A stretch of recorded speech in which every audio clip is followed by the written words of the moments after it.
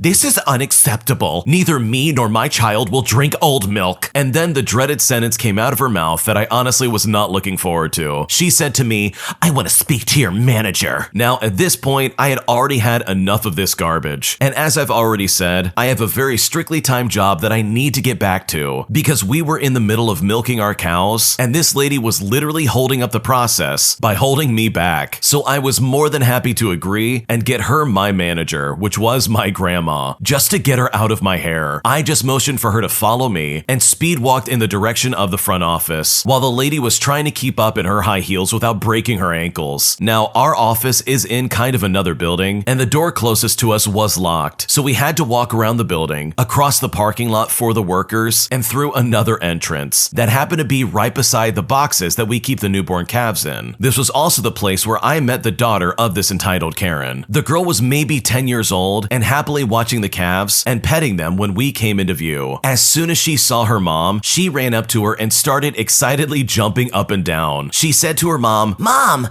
look at the cute calves. She dragged her mom over to the boxes. Look, it's so cute. I named her Emma. Can we keep her, please? At this point, I expected the entitled Karen to maybe say something along the lines of, well, a cow is not a pet, or we don't have the space, or even maybe, oh, I don't know how to take care of a cow. Something along those lines. But boy, was I wrong. Instead, the mom turns to me and asks me a question that I honestly never expected. She says to me, so how much are these? Pointing to the calf in the box. Now, although we do sell our male calves, since they are of no use to us as a dairy farm, I for one wasn't sure exactly how much this cow was worth. And I'm pretty sure that there was a registration process involved in owning a cow in any way, shape, or form, as well as just getting authorization to sell the calf in the first place. And on top of that, cows aren't exactly animals you can just put in your yard and be done with it. There's a lot more to it. As I began to try and explain it to this entitled Karen, once again, as she's done before, she cut me off. She said to me, no, I asked how much it is. Tell me. So I responded by saying, ma'am, that's a cow, not a pet. But this entitled Karen was not getting it, especially when she said, I know, but your milk is way too expensive anyways. Just sell me one of those if my daughter wants it, and we will have our own milk, and it will be really fresh milk. At this point, I strongly considered just walking away, because there was no way this woman could be serious. She seriously wanted to buy an animal that would grow incredibly big and incredibly strong, and it would be strong enough to unalive you if you handled them wrong. Not only that, but also a cow of a breed that needs to be milked twice a day, because it produces as much milk as possible, which is around 30 to 50 liters at our farm. This entitled Karen seriously wants all that because €1 per liter for fresh milk apparently is too much, and her spoiled daughter thought our calves were cute. I mean, they are, but that's besides the point. Plus, you need to properly take care of them, feed them right, and just getting a calf won't give you instant milk. She has to grow up, get pregnant, give birth, and so much more. All around, this entitled Karen would have to wait another 24 to 28 months until her calf starts giving milk, and then repeat the process every year. So she would have new calves to take care of every year just to keep her one cow running, so to speak. Instead of telling her directly how stupid she was and how time-consuming and money-consuming this idea is, I decided to try and take a diplomatic approach. I said to her, ma'am, I understand, but it's not that easy. I'm afraid I'm not able to do this at this time. And she said to me, then get me someone who can. I want to speak to your manager anyways. Why do you have to be such an incompetent worker? How old are you? What, 15? Children shouldn't talk back to adults. And that's where I've had it. And so I just blurted out the best thing I could think of at the time. I look at her and I say, ma'am, I am an adult, and you should stop talking to me like that. I am not obligated to help you in any kind of way, and in fact, we could sue you for trespassing on private property. This then set off this entitled Karen in a serious way. She screams at me and says, "How dare you threaten me? Young lady, that is no way to talk to a person older than you. Learn some respect. I demand to speak to your manager. I will get you fired for this." As if she was called, my grandma stepped out of the building right at that moment, probably because she heard the commotion. My grandma steps in and asks what's going on here. The entitled Karen says, "Oh good, are you the manager of this place?" My grandma, keeping it professional, says, "Yes, how can I help you?" This entitled Karen then says, "This worker of yours was incredibly rude. She threatened me and my daughter and refused to help us. She even tried to assault me right before you came outside. I don't know what would have happened if you hadn't been here on time." This entitled Karen was then trying to squeeze out some fake tears at this point, quickly swiping them away with her finger before they could ruin her very thick layer of makeup. The entitled Karen continued. She said, "All we wanted was to ask if we could get the milk you are selling a little bit cheaper, and my daughter really likes this calf over there, so we thought about buying it as well." Now, my grandma was just silently listening to this woman's story, arms crossed and eyebrows raised, because she could smell the BS from 3 miles away. My grandma responded by saying, "Ma'am, this is my granddaughter you're talking about, and I know for a fact that she wouldn't do any of that." And right about then, the entitled Karen went incredibly quiet. My grandma said, "So, about the milk, I maybe would have helped you out if you hadn't just lied to my face, but now I kindly ask that you just pay the full price as everyone else does. And as for the calf, I'm afraid I won't be able to sell it to you." This entitled Karen then freaks out. She looks at us and says, "This is outrageous.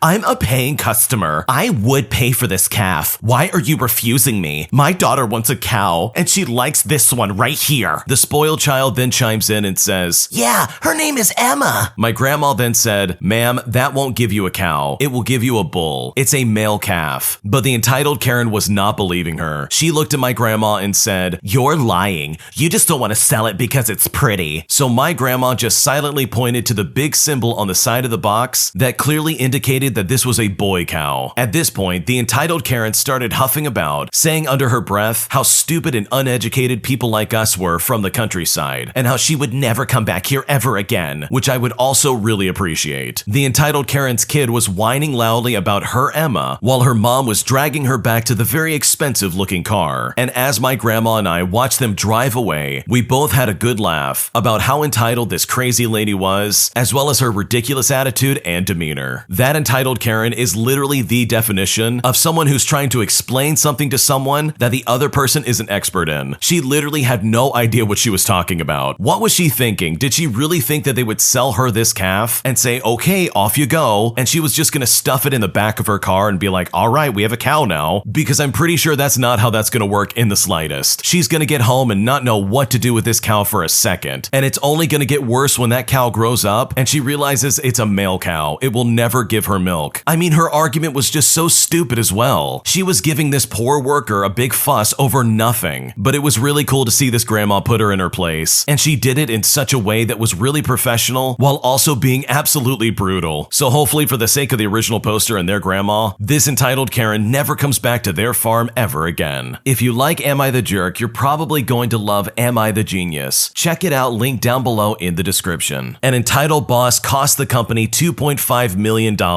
after she forced out one of the key members of our organization simply because she thought that they didn't do anything for work. And as a result, she ended up getting fired, while the person that she pushed out happily is enjoying his retirement. Here's what happened. So I have a friend by the name of Ted, who 6 or 7 years ago was 64 years old and considering retirement. Ted worked in health analytics for a large metro health organization. He would look at patient data and see ways to improve patient outcomes and gain funding. Each month, he would email to the relevant department heads data and links for government grants or funding applications. 12 months prior to this, Ted got a new boss by the name of Sally, who truly did not appreciate what Ted did on a daily basis. Sally pretty much ignored Ted, except for giving him the instruction that all data and reports had to go to her and no one else. She would deal with it specifically. The organization declares a restructuring with lots of job losses, and they are extremely determined to get this through. Ted is to be redundant. In a meeting, Sally tells Ted his work is useless and he is of no use to the organization. She says that she hasn't opened one of his email reports in 12 months, and that clearly shows that he doesn't matter to the organization. In 3 months, months, he will be redundant and receive a handsome package of over a year's pay. Sally was pretty rude to Ted, and HR asked her to leave, so it was decided that Sally will no longer deal with Ted. The union was putting up a decent fight, as well as slowing down the inevitable restructuring. Ted makes the offer to HR that he will not fight the redundancy if they pay him 3 months sick leave, and then after that his redundancy. They agree, but insist that he does a full data clean for patient confidentiality reasons in the next 2 days, and then his sick leave starts. So this is when his malicious compliance begins. Ted backs up a copy of everything and then calls up IT, who deletes every file. He also physically destroyed his hard drive. He also asked them to search through any unopened emails that he had sent and delete them off the server. IT wiped every last trace of Ted from the system. Ted gave the copy of his data to the internal auditors on his last day. On Ted's last day, he also discovered that Sally didn't know he was going on sick leave the next day. She calls him up with her sweetest pie voice saying, "Hey Ted, I need to look at those numbers you sent me as I can't find them. The auditors say we are 2.2 million short of funding this year and you might be able to help out." Ted replies, "Sure, but ring me tomorrow." But tomorrow never came because Ted leaves and happily retires. Sally then apparently could not find Ted's data for the life of her, and this happened for several weeks. Ted ignored her calls as he was on sick leave, and the internal auditors investigated and found that Sally had cost the organization over $2.5 million in spending. And this happened at the same time when other departments came forward and complained about Ted's redundancy. Someone forwarded Ted an email a couple months later from the CEO, basically stating that after a brief conversation with Sally, she has decided to look for other opportunities, which in the end we all know secretly means that she was gonna be fired, so she left of her own accord. And I honestly can't think of a better person for this to happen to than this entitled boss by the name of Sally. This boss is a complete moron. I mean, you cost this company millions of dollars, all because you had this weird vendetta against Ted for some reason. I bet she learned pretty quickly that, yeah, I should have not only opened my emails, but I also probably should have treated him with more respect and just let him do his job. Because of this boss, not only is she out of a job, but she also guaranteed that Ted's gonna have a fantastic retirement. So hopefully wherever Sally decides to work at next, she actually listens to the people in front of her and avoids any kind of mess like the one she caused at her previous company. An entitled dad lets their kid go to the bathroom in a bag in the middle of our store. And all this simply because he didn't ask where the bathroom was, while also playing ignorance as to what he did wrong. And I've honestly never been more disgusted with anything in my life. Here's what happened. So for a bit of backstory and some context, I work in a discount retailer as a manager. So it was a Saturday morning and it was a very busy day. All the colleagues are on the tills and I'm on break. All of a sudden, the guard walks into the canteen and says that a customer complained that there is a girl going to the bathroom while his dad is holding the bag in the middle of the store. Now, when I heard this, as you could probably guess, I got very confused and I asked him to repeat what he just said to me. There is no way that could be a real situation. And then I asked him to kick them out as they were out of line, but he refused to do that, which is another issue with this store. Our guards were useless. They were just there for show. We both walk up to the section and he points at the dad and the 2 kids. Luckily, the bag was already hidden away in their cart. So I approach them while the guard just stands there doing nothing. I say to them, "So a customer in our guard has seen your kid going to the bathroom in a bag. So I'm gonna need you to get up and leave our store." This guy actually said to me, "Wait, why? What did I do wrong?" I looked at him and I said, "Do you seriously not see anything wrong with taking a number 2 in the middle of our store? It's unhygienic, it's disgusting, and it's just wrong. We have operational toilets that you could have easily taken your kid to if you had simply asked us to take you to them without putting us in this kind of situation." After I explained to him that what he did is wrong, he finally understood that he wouldn't be allowed to continue shopping. So I led him and his kids out the door. An elderly customer then approached me afterwards, saying that she has never seen anything like this in her life and is glad that someone dealt with it so swiftly. I thanked the lady for the compliment and thought the situation is behind us, and that I would never have to deal with anything like that ever again. But boy was I wrong, because today I walk in for my shift and my manager pulls me aside and says that the bagman complained to the head office, but twisted the story in his own way. He was saying that he was kicked out without a valid reason, and that he did nothing wrong because there was no available toilets, and the staff supposedly refused to help him out, which is honestly just a complete lie and seriously a massive fabrication. So he claimed that he did what any good dad would do in that situation. He also so demanded that I should be reprimanded, that I embarrassed him in the first place and kicked him out in the way that I did. Now, when me and the manager heard this, we both had a fantastic laugh about it. I wrote a statement and gave timestamps to our CCTV, and we just left it at that. But the story of the man who let his kid go to the bathroom in the bag will honestly carry me on forever now, because that is something that doesn't happen every day, but when it does happen, you better believe you're never gonna forget it. What an awful situation to be stuck in. Imagine this, you're going to work, it's a 9 to 5 job, and you're probably not getting paid well in the first place. And I bet you have to deal with angry customers every single day. It's always someone complaining about something or having some kind of attitude about something going on in the store. It's relatively speaking an unhappy job, even though there might be perks associated with it, or you might enjoy your coworkers. But then out of all the things that could have happened in your store, this is the thing that pops up as the thing that happens. This is the singular event that you're going to remember probably for the rest of your life. And if I caught someone in the act of doing that in a store I worked in, you better believe I would be shouting this story from the rooftops. I can't honestly think of any rational adult looking at their kid, taking out a plastic bag in the middle of a store and saying, okay, time to go to the bathroom. Like, that is something that's just completely unheard of. And I seriously just can't believe that this dad did that to that kid. I mean, how traumatizing. And it's ironic that he tries to frame himself as this good father, when in reality, he was most likely just incredibly lazy and he didn't want to try and find a toilet for his kid. So he forced his kid to go to the bathroom in a bag in the middle of the store. It's all honestly mind-blowing to me, and this awful father absolutely deserved to get kicked out of this store. There is literally no good excuse for his behavior, and honestly, he deserves to get banned from that store permanently. And I bet it's one of those stores where the bathrooms are clearly marked. Like, you know the bathrooms are over there, it's right over in the corner, you just had to go there. Or if anything, you could have asked one of the employees and said, hey, where's the bathroom? And then it literally would have been solved from there. So hopefully, for the sake of the original poster, they never have to deal with anything like this ever again. Because quite literally, this is absolutely awful, as well as absolutely disgusting. My entitled roommate steals money from me, as well as my personal belongings, claiming that I need to fix up her house and pay for stuff that is breaking all over the place. But I simply wasn't taking that sitting down, as I move out the next day, all while plotting my revenge of getting back at her and claiming my stuff once and for all. Here's what happened. So I was in the process of joining the military, simply waiting for the date to enter service, with the expectation that it would take at least a month, but no more than a year. My apartment lease had expired, and month-to-month payment wasn't an option, so I was looking for some short-term housing. I was single, working 2 part-time jobs, and had cash in my savings. Now, I'm quiet, I'm flexible, and I have simple needs. I just needed the simplest of accommodations, so I went to Craigslist. I met with a woman who advertised a room for rent. We'll call her Jill. Jill is not her real name. Jill was 20-something, single, and came from a wealthy family who bought her this small 3-bedroom house. They also gave her a nice car and paid for her bills. Jill didn't like to work, and instead sold her art as some kind of job. She made awful graphic art fan fiction on her PC and probably never sold anything, but was completely obsessed with her own work and would talk about it constantly. Jill also had pets. She had so many pets, like 20 cats, 4 dogs, and a room full of birds out of their cages, as well as several aquariums. It was a bit weird, as well as a slightly skewed version of reality, but she seemed nice. She had a room available and the price was okay. I would pay a flat rate for rent and utilities, provide my own food, and come and go as I please. Neither of us ever signed anything, but instead just sent out the details via text and email. Now, she benefited from my moving in, as I had transferred my cable internet connection to her house. I got the modem hooked up and used my own wireless router and let her use it for free. I also have carpentry experience, so I helped her repair some door frames and some wood trim in addition to patching up some drywall. I helped her out a lot, all while requesting nothing in return. The first week was really nice. Things fell apart rapidly after that. She became manipulative, started making financial demands. Apparently the electrical bill was high and I needed to pay my part of it. She had bought enough groceries for both of us without informing me that this is what she was gonna do. But now that milk had soured and the bread had molded, so she was demanding that I pay for the wasted groceries. And this went on and on about other things around the house. Individually, these didn't bother me that much, but there was a pattern. After just weeks, my living expenses had tripled the agreed upon amount. I told her that this couldn't happen anymore. I would pay the agreed upon amount and buy my own food. Period. End of story. This settled things for maybe about a week. I got back back from work, and in my room my guitar was gone, and in its place was a bill